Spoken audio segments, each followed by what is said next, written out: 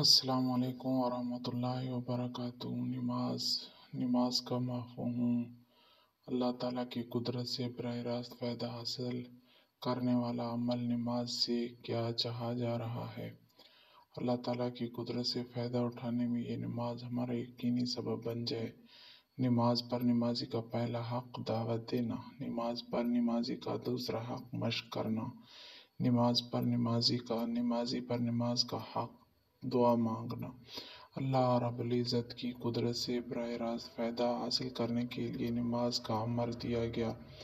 نماز یقینی سبب ہے تو کون غیر یقینی سبب ہے؟ غیر یقینی سبب سے جو تم چاہو گے وہ نہ ہوگا، نماز کے امر سے جو تم چاہو گے اللہ رب العزت وہ کر دیں گے۔ اس لیے اپنی ضرورتوں کو نماز کے امر سے پورا کرانے کے لیے ایک نمازی سے دوسری نماز کا انتظار کرنا، سر سے لے کر پیر تک اللہ کی رضا والے مخصوص طریقے سے پابندیوں کے ساتھ اپنے جسم کو استعمال کرو۔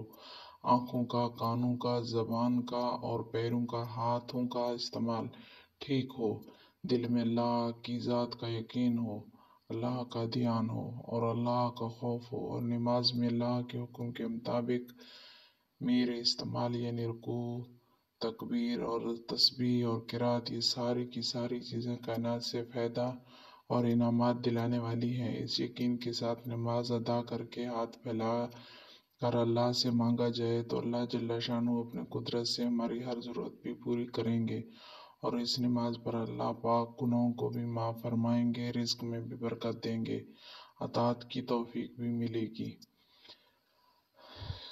ایسی نماز کے لیے بھی 3 کام کرنے ہوں گے، انشاءاللہ وہ ہم کل پڑھیں گے۔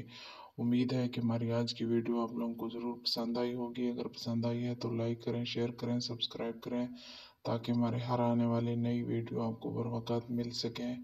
تب تک کے لیے اللہ حافظ۔